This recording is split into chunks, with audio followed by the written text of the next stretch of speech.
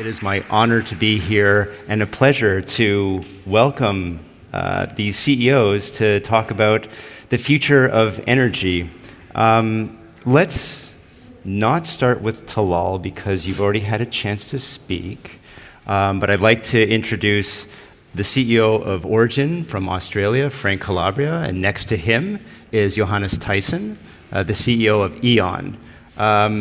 Each of you, in order, give us a little bit of background on who you are and what your company does. Okay. Starting with Frank. Good morning, everyone, and it's a pleasure to be here. And congratulations to Thomas and Talal to show the leadership to bring the sector together. And I think in terms of working in partnership, it's another very positive step as to how we need to behave as an industry, in my mind, to create value in the future. Origin Energy is a large integrated energy business in Australia.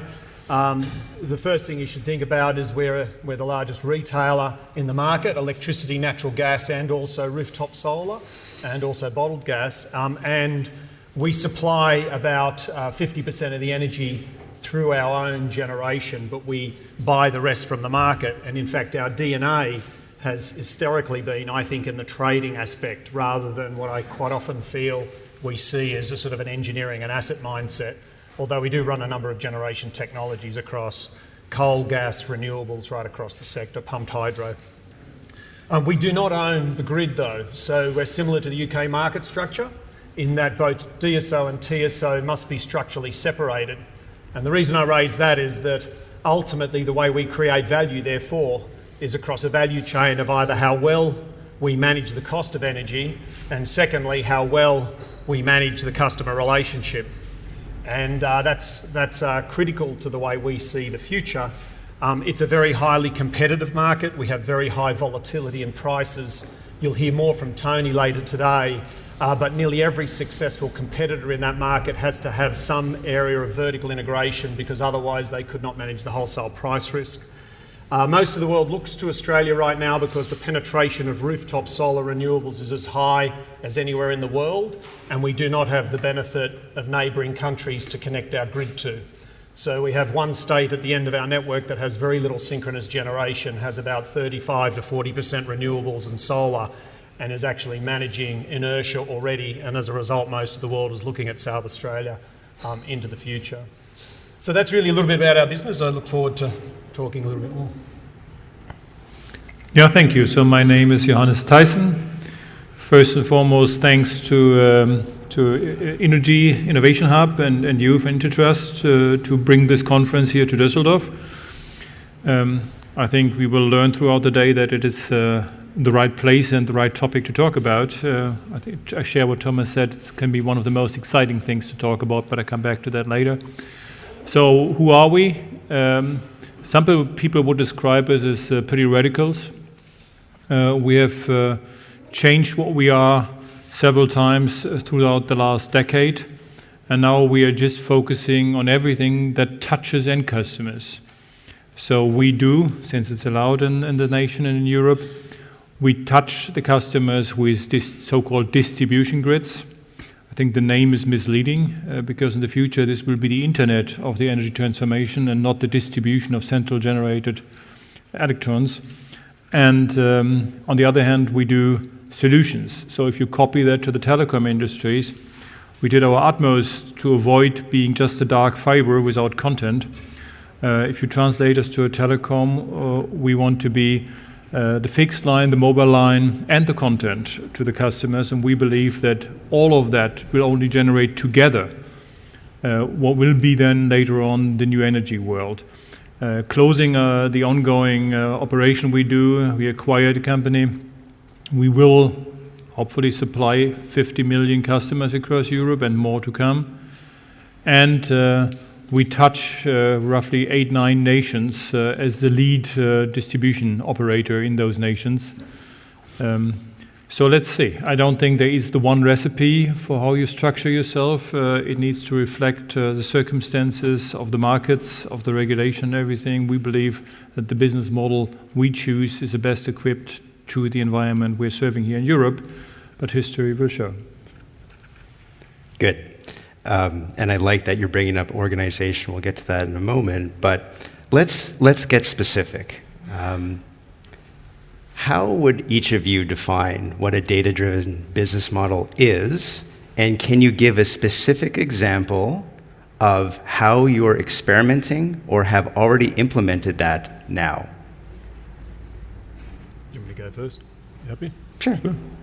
Yeah, so when we think about, firstly, data-driven business models, I think it's worth thinking about what capabilities you need.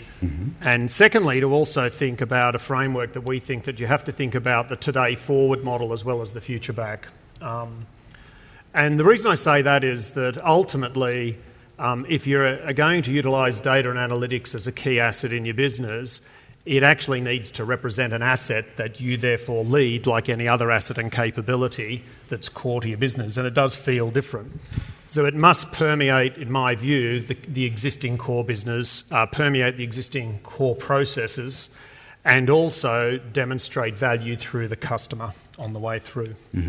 And then secondly, from the future back, we can talk about it, and you'll hear from Tony later today. We have future energy on the leadership table, and the way I think a bit about that is that Tony's responsible for not only being the expert of how electrons flow, but now is also the owner of data and analytics across the organisation. And the reason is that if the value is going to trace with the electron, then you better understand how you capture value with the movement of electrons. Now, getting quite specific, therefore, the establishment of analytics and the establishment of those capabilities and the management of data sits there. It sits now as a service that he provides both to the core business, but secondly, what he and the team also do is that they're actually responsible for building what we see as the new retail or the new energy model of the future, which is ultimately one where we see that you take your existing value creation through what we do today, which is managing the complexity of supply demand like a trading organisation and physical supply and buying energy, and then translating that to products and services. And what you actually realise is that ultimately you're going to be able to have to match that demand, supply and the solutions through millions of devices and assets, both decentralised and centralised. And therefore, the orchestration of how the flow of those energy works, the sources of information that inform you, both externally and internally, to actually do that at lower cost and better transparency for the customer is where we're specifically doing that work. We do believe the core capability is that you need to not have anyone stand between you and the customer, but nor do we think that we will build all of what you call the Lego blocks ourselves. We don't see ourselves building devices and being the players that do that. We don't see ourselves being the data security experts. What we do see, however, is the ability to move the electrons within the grid, within the home, within the business, and along the transmission line to actually optimise that and provide new sources of value to the customer and new solutions to the customer as being core. And that's where we're spending a lot of time doing there now, if that's specific enough. Good start. Okay. Johannes? Allow me to start a little fundamental, because that's necessary to understand how we think and why we approach it the way we approach it. We believe that every several hundred, sometimes several thousand years, energy is not just one industry. It is the one single source that changes the way mankind lives, works, settles, and does everything, and leads then to leapfrogs in all other industries, even in culture. Started with fire, distinguishing us from animals. Later, agricultural revolution came alongside traditional windmills and water mills. Without that, people would not have been able to create the settlements that they created. And then the last was obviously the Industrial Revolution with the machines and coal. And each time, mankind exploded. Culture exploded. Everything exploded.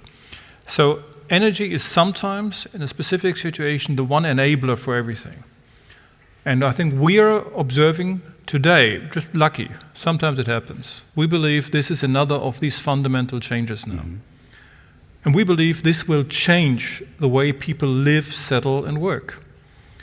So a lot of people talk about the new energy revolution as something to tackle climate change, something. That is a collateral thing. The fundamental thing is it will bring energy the first time since several hundred years back into the hand of the people. The beauty of the Industrial Revolution and the energy revolution of the 18th, 19th century was that we were able to harvest much more energy. The downside was, it was the first energy revolution that disengaged people from energy. We could hold fire. We could see and own windmills and water mills. That system was disowned by the people, not understood by the people any longer. The new energy world that Thomas talked about, millions, billions of devices, millions of production sites, millions of integrated things where you cooperate with neighbors, with the way you work, how you settle, will bring energy back to the people. And that's why we believe, if you're smart, maybe we are wrong, but we believe if you're smart, you need to understand that this is not only about renewables. It's not only about digital. Both of these are two enablers. Mm-hmm. It's about the people.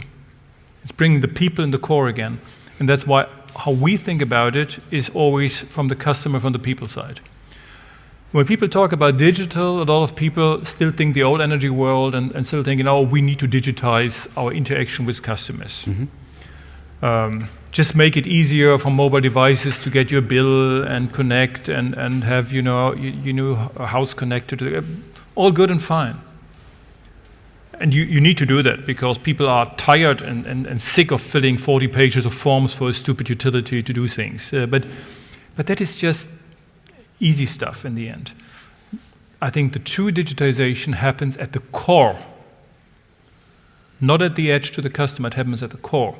And therefore, yes, we do the necessary stuff at the customer interaction, but the core thing is harvesting and bringing to life all digital and analytical things that are deeply embedded in the core of the energy system. It starts from production, goes through transmission, distribution, however you call it, to the consumption and to the storage side. And therefore, we do a multiple approach, trying to harvest data for analytical purposes, for example, on the renewable side, on the grid side, on the consumption side, obviously on predictive maintenance of all those things, leading to the end to the optimization of the system or the consumption. We don't have a master plan, nobody probably has, and nobody will build, the one and big only system. But I think you need to start creating the building blocks and a variety of those things, and then again bring that into the hand of the customers and make them able to live their life differently, however they like it. If they want to save the planet, or if they want to waste energy, up to them. Because in the end, I think we need to bring a world alike that is a world of energy abundance, energy freedom, where energy is the first time in mankind history could not be a scarce resource. It could be there to be wasted. And nobody has a clue yet what mankind will do if it can waste energy. I have no clue, but we will try to bring it back to the people and try with digital and other solutions, try to give them the opportunity to decide what to do about it. And whether they want to create a new culture, different forms of living, different ways of working, all about them. Stop thinking about you own the system, you own the electrons, the molecules. It's all side effects. Think about what can be changed in the life of people, what opportunities could arise. That's how we, mentally approach everything we do with digital and everything we do with our business model. So it's a reconceptualization of your role in the industry and how you approach essentially a new, let's call it interface of value then. You touched upon transparency, you touched upon partnership, and I want to get to those, but Talal, based on what you heard with respect to data-driven business models, the smoke and mirrors that we always hear in Silicon Valley, how would you react to these definitions? And given that you're coming from, you develop general purpose technology, the type of technology that you create can be applied to almost any industry right now, but your main focus has been in the media industry. How does what you've heard here resonate with you given that background? So you're right. We live in a place where we not only sort of watch but participate in transformation, and it's sort of, the one thing Silicon Valley is really good at is, supplying tools that sort of poke existing paradigms and try to get them to move into new states. My model for the evolution of businesses is there's attackers, there's defenders, and there's arms dealers.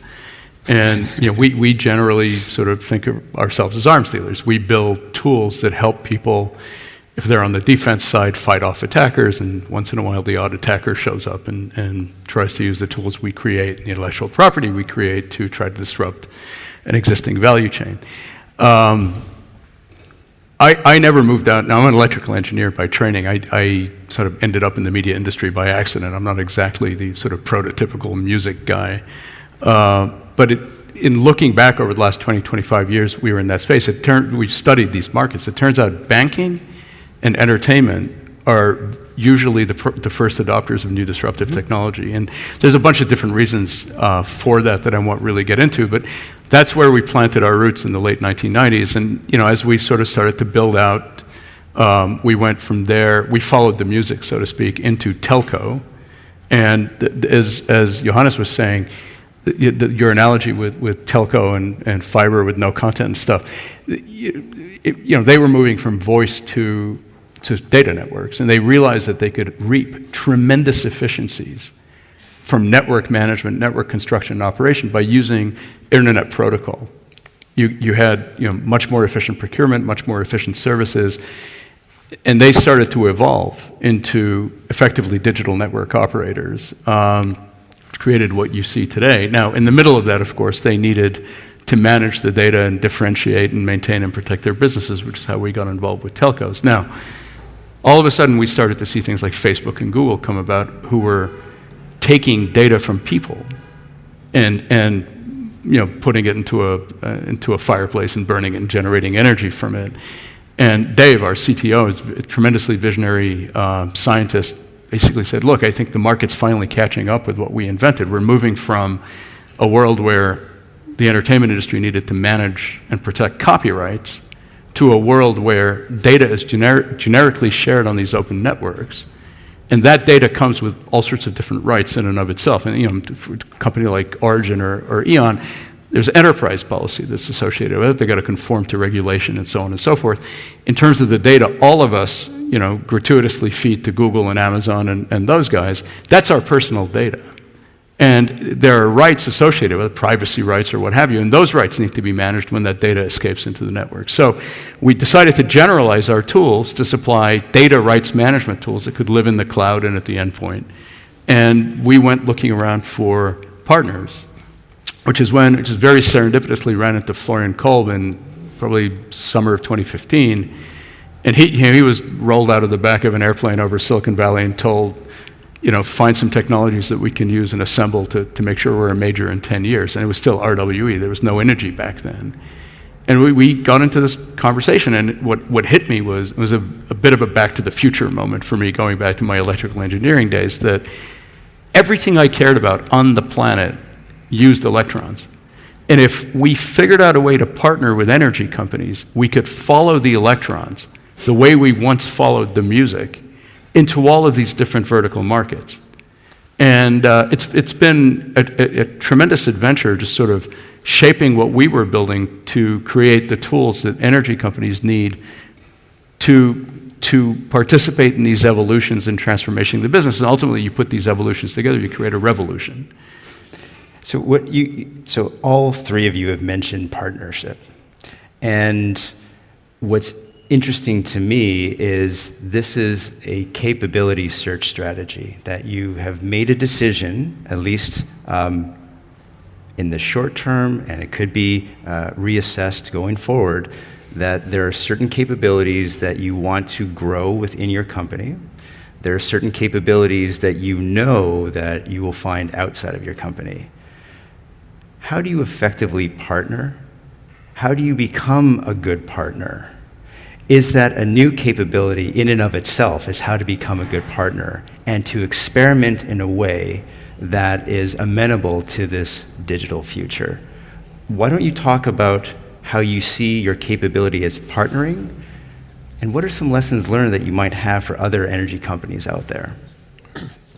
I would say it's one of the most difficult ones for us, because we should not forget it's just 30 years ago we were a monopoly. And monopolies don't partner. It's a stupid concept. And monopolies are control freaks. And thus, in our DNA, we are control freak. And they're rewarded for that. And yeah, they're rewarded for that, right? And we didn't do a bad job, by the way. The whole upskilling, of the second half of the 20th century wouldn't have happened without guys like us. So it's not that we were all just stupid, but came with some downside. So the ability that you need today was nothing that is natural to our DNA, and therefore, sometimes you feel like, okay, now I need to partner. And then you're open to everybody and think that's this brilliant idea to just hug everybody. Until you learn not everybody is nice. And not everybody that hugs you is doing it because he just loves you. Some of them just, there are these people out there, some names we talked about, that predominantly it's a bear hug. If they hug you hard, they swallow you out. Or chokehold. It's like, this denominator, how were they called in Harry Potter? They swallow your soul out and then, and then you're gone. So I think we needed to learn. Yes, as you said, it's impossible to do everything yourself in this new world. It's utterly impossible. You need to understand when you can trust and when you need to trust even the big monsters. Mm-hmm. For example, a cloud solution you won't build yourself. It won't probably happen even outside the big guys anywhere any longer. Some Chinese, some Americans, end of story. You need to do, and you need to understand what you do. With others, you need to understand their business models. Are they, do they have the habit to go into new industries, or do they have a habit of just doing B2B? And there obviously there's a difference between Microsoft and some others. Therefore, some things I would do with Microsoft that I wouldn't do with Apple or Google. Other things I would, just clearly distinguishing what is their fundamental business model, their way they think about business. So this is the more complex partnerships, the delicate ones. And then are the ones, from the other end of the spectrum with startups. Right, when you're the big monster in the room. Where we are the big monster. There obviously things are easier because you usually don't lose control in any way. You don't need to worry. But you need to be able to forget that you're a monster and be fast enough, speedy enough to They think, someone said, was it here or yesterday? Someone said, we think in quarters, mostly in years. Quarters in utilities is a stupid concept. We think more in years. They think in days. That's tough. Therefore, adapting to their speed and their need is tough. But it's not about appropriation. It's about adapting to their speed and mobility and obviously bringing things home. Do you feel you're there? Do you feel that you have been able to gain that capability to be agile, as we call it? I think we made progress. Are we the ones that are most adaptable to the startup environment of all the industries and all the competitors? Likely not. Would be amazing if we are. But I think we are now capable of doing it, as long as we still can oversee what's happening. If it's too big, too diverse, we still struggle. And then there is the interoperability with partners you talked about. It's an absolute necessity, the interoperability in the new energy world, to generators, to prosumers that produce and consume, to various grid operators. Without interoperability, the new world won't function. So that is something that is more natural. They need to be open. You can have, as you propose, open source system on the IT side, but also on other sides. So I think partnering is a very different animal depending on where you look, how you look, and what you do. I don't think a one-fits-all concept is do it in partnering, but I don't know how your experiences are. Yeah, so I share a lot of the themes you mentioned. I think starting with a control mindset is fatal to partnering, particularly with the smaller players. What we found over time, and we're not as large as an E.ON, we come from a smaller market, and in reality we're a sort of have a much You have a continent. Yeah, we have a continent. We just have a few small countries. You have a continent to own. We do have a continent. There's not much on it, but we do have a continent. You're absolutely right. We do have that. We also have a shorter corporate history, which I don't underestimate the fact that if you're a younger company, then you're generally unwinding less. And as I said earlier, we didn't have a sort of ownership mindset in buying our energy as well. So some of those things have been advantageous to us. But there are a couple of things that I would really point out. I mean, in a world where capital's cheap, startups have many choices. They're not strapped for finding capital. What we found the most with partnering with the startup community is they're staring you in the eye saying, do you have a decision time frame set of a typical utility? Because that's like fatal to us thinking about where we prioritise our effort. And I think you actually have to be humble in that regard because, I think you need to shorten decision sets, relationships are important, consistency of presence, and also that they don't see you as what someone described to me, I think it might have been Talal or others, that you're not seen to be a tourist that just sort of swings in and then decides you've got a different track and then you come back. What we found is the network amongst the startup community, their due diligence may be informal, but they talk to everyone as to whether they're going to give you the time of day. And so we found that how you represent yourself, how you make decisions, in our case, we don't put it through the same investment process. It ultimately joins at the top, but it means there's less people talking about that investment process. We find those things get to a judgment earlier as to whether you're committing more time. Those things have been important to learn because if you adopt your traditional controlled, staged process with that, you end up having sort of quite a mismatch in conversation. You certainly don't put it through your traditional procurement department because they will kill it. They will look for indemnities from companies that are prepared to sign it because they may not be there next month, or next year. So we found that that's really been important. And one of the things I would say is through the combination of Cameron, who you'll hear from later, and Florian, and being an industry that's demonstrating that it's prepared to share and work alongside one another in different jurisdictions does demonstrate a different mindset to the typical one. And historically, the dollars have not flowed to the utility sector because when startups are thinking about its duration to actually create value, it's just been too hard. Now we're starting to see it emerge into our sector quite a lot.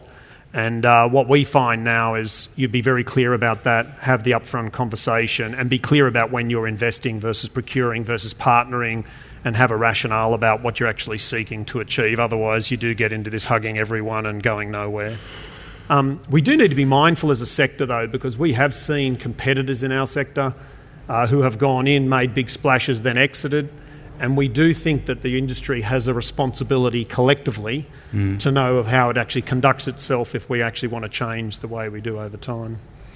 Johannes, you described the relationship with the big beasts, and that is one of the more complex ones, in our opinion, as to where you draw the boundary around partnering versus seeing competition.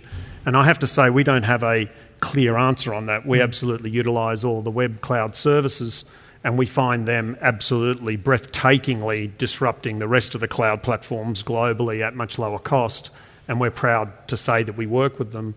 But to think to Talal's comments earlier, if we allow someone to hover above our sector, identify we don't do a good job of managing our assets or customers, they will literally drop into our sector, and we will be left as the company, as someone described to me once, dropping electrons at the door, and they'll actually manage the rest of it. And I think that's actually one of the... we do not want to find ourselves in that position over time.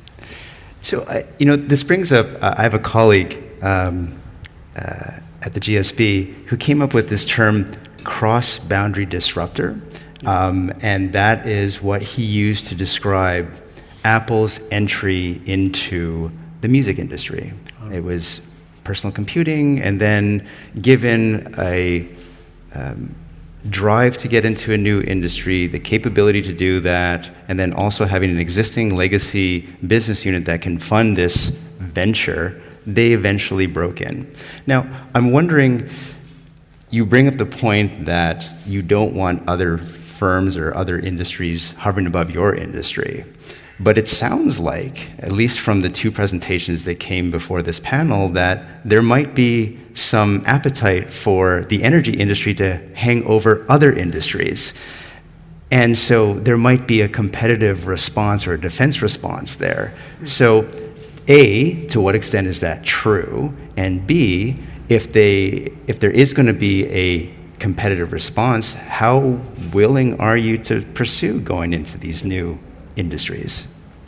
I think when you stand and say, what do we have? We have a legitimate relationship with a customer in the home. And in the context of trust, I think generally we're trusted to provide the energy to those homes and businesses every day. And I think we do come with a legitimacy that, by the way, those competitors don't start with, okay? But we do sit within, that relationship without the great insight as to where that could take us in terms of information. And ultimately, it'd be fair to say we don't hold the same competitive advantage in relation to the use of information and data to take that to the next level. But I genuinely believe that's where we've got to start. We start in our core business because that's where your relationship starts. You then go, and if you can create the knowledge and information set around that to be a much richer one, you have the opportunity to therefore take that customer relationship, or in the context of running your assets with more insight and grid assets and more insight, then you would do that as well. And therefore you do have the opportunity to take your business model further. But I think you do start from your core territory because that's where your customer relationship starts from. Mm-hmm. Because I think when I heard yours that if you go to this sort of cross-boundary, the concept is you therefore are taking outside of energy into another. Right. I would have thought firstly that historically most of these businesses have been defined, quite frankly, through complex regulatory arrangements, and we should never understand that they do sit in each state, although I know E.ON is in a number of countries. If we then can take that up, and we very much understand that, then I could see business models emerging that you may be able to take to other boundaries. I would have said we would start with energy first, mm-hmm.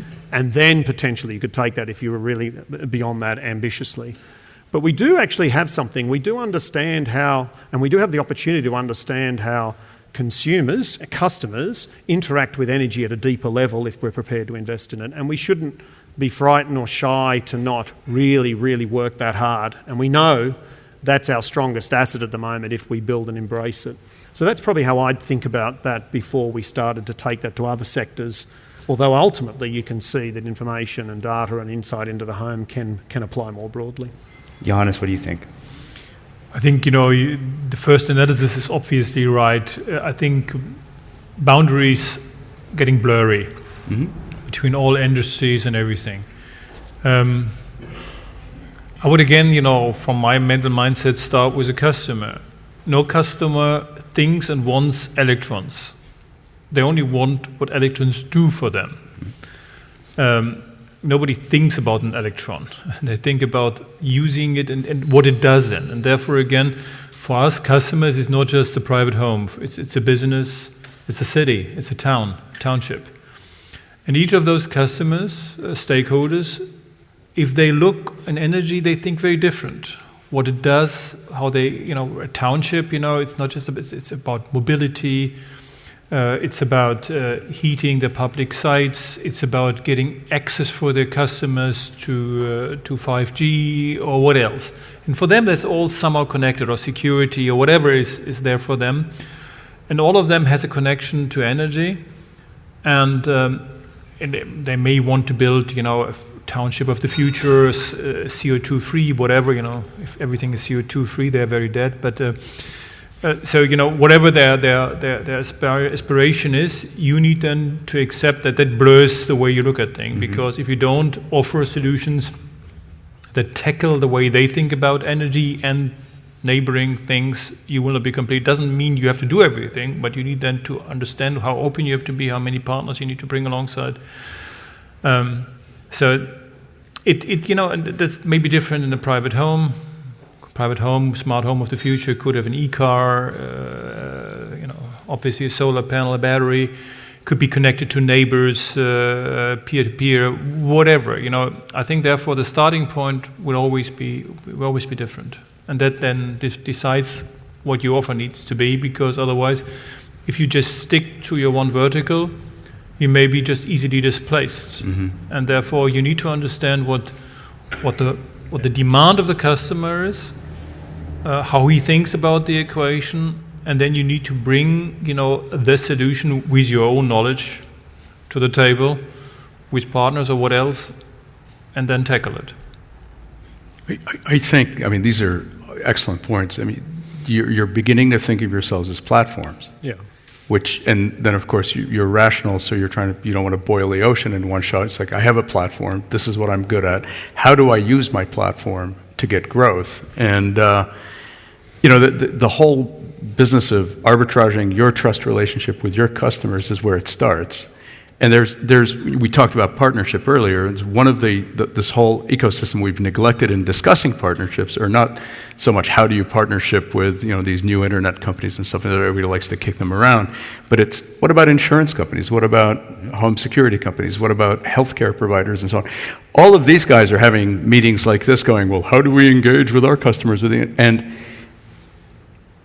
energy companies are actually the perfect platform for those companies to use to increase their contact and their engagement with their customers without having to build network and grid and so on, because as we said earlier, they ride on the electron into people's devices and homes and so on and so forth.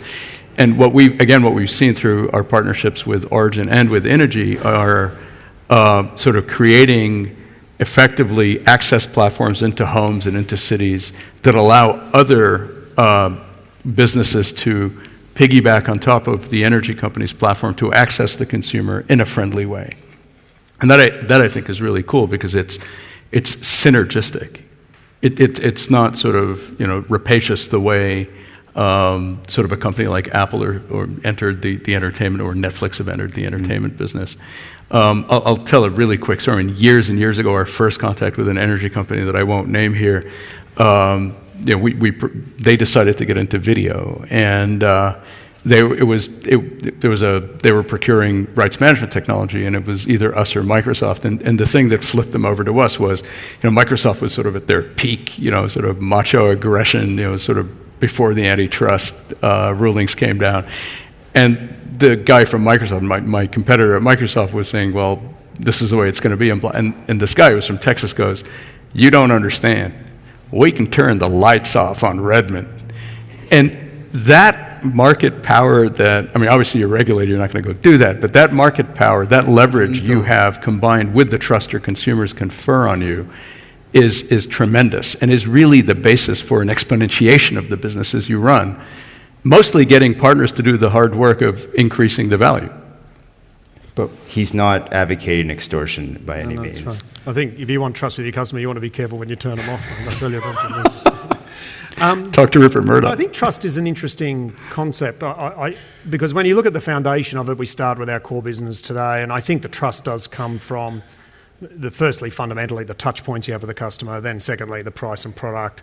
Thirdly, the relationship, and what's more broadly now emerging with your brand is whether or not you are a citizen, you're governing, you are behaving in a way with transparency. And I think that's the avenue where we actually, to do that in our core business, that's a big effort. But to actually transcend other verticals, or to go into others, you actually have to be able to extend beyond just the person that's trusted with, in fact, delivering energy. So I think that's actually at the core of it. I think the technology will flow, and there are some capabilities we all need to change to get there. The one thing we think deeply about is our ability, therefore, to be trusted in a broader context than the one which we came on, and our single purpose today, which is to deliver energy and respond to the needs. Because I think people will look at you carefully, and I do think those aspects of transparency, it is an opportunity, I think, because that's one of the things we're seeing now that is being eroded by some of the broader, by the big players that hover above us all. Yeah. I think the trust issue, we have now a good start advantage. Yes. Because we don't have any energy. Correct. If people want to buy energy from us, that's admittedly one of the most delicate problems for us, because we first need to source it, and then we have all the risk alongside. Therefore, traditionally people were not trusting utilities because they just want to sell their product. Yeah. They produce it somewhere in the central power station, and they predominantly want to dump it on me, and everything else is a sales gimmick. Telling me that I should be energy efficient is a sales gimmick. They sell less. Don't believe it. In our case now, every time they want to buy, I say, okay, we can sell. We can probably be better source than you alone, but can't we avoid that you buy energy? Can't you produce it yourself? Can't we help you to produce it yourself or share it with someone? So the credibility for us is a very different one now, and that you can smell it now when people think about us, talk about us. We have a name. It's a name 20 years old now. So our legacy is with nuclear, with coal, with everything. But it's amazing how fast people start to rethink us now. because they learn that we don't have any of that. We can't even help them. So, for example, if a steel mill would approach me and say, "Can you sell me energy?" I would say, "No, it's a stupid proposition to come to me. Go to a generator. Your profile I can't match, or if I match it, I just need to add costs. I won't be competitive. Just go elsewhere." And I would openly say so, because I'm not his best choice.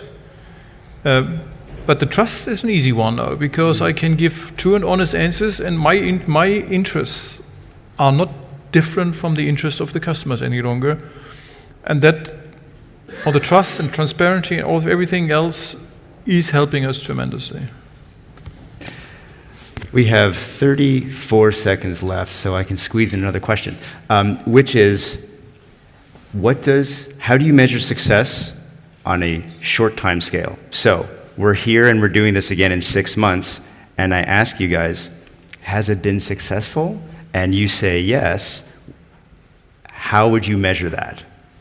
In 6 months? 6 months. Waste of time. In 6 months, it's not a cycle for innovation that matters. It's also not a cycle that matters in creating more customer choice, of growing customers, of changing your business model. I would say yes, I can measure economic success. I can look at my share price. All good, all meaningful. Mm-hmm. But true success in reconfiguring our business, in reaching out to customers, building the new business model, digitizing our business, 6 months is click of an eye. Doesn't matter to me. Frank, what do you think? Yeah. I agree with the broader statement that it's actually through the arrow of time you would be measuring innovation and progress and not having a fixed view. But if I was to give an answer that was a 6-month answer,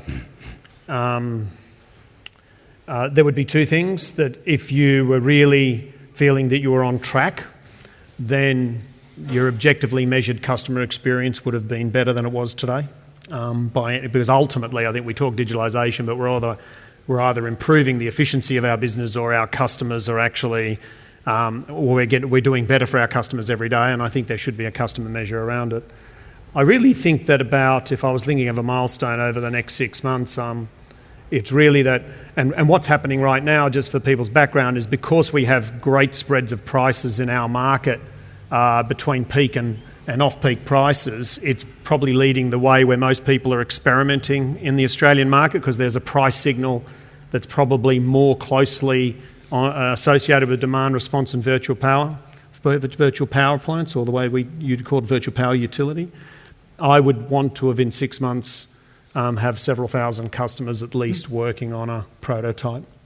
And we think that's one of the objectives of Tony. He can talk to you later. But the reality is we would expect to be doing that over the next period of time. But that would be a step, and we should be very clear, that would be a step along the way that you're actually starting to use information in a way that you can conceive conceptually of it working in the market. 6 seconds, 6 months. Since we're over time. I don't even buy green bananas. Okay.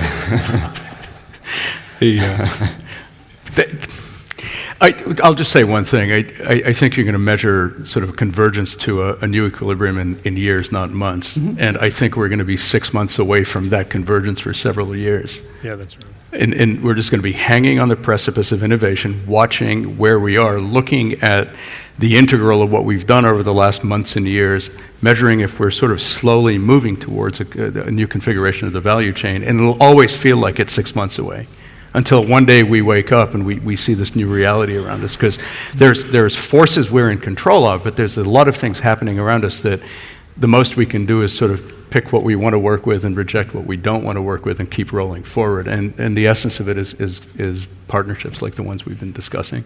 Could I close with one thing? Yes, the final word is yours. Over several years, I don't know how many, have we made people understood that new energy, is a solution and not the problem? Yeah, education. Have we, brought it back to the hand of the people and made them understood that it's in their hand to make more out of their life, improve their lives?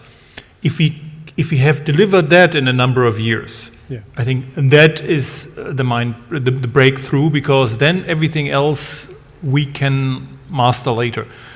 But traditionally, energy is being thought about as something a problem, something about climate change, something about price, something about difficult, something I can't understand, something that kills me.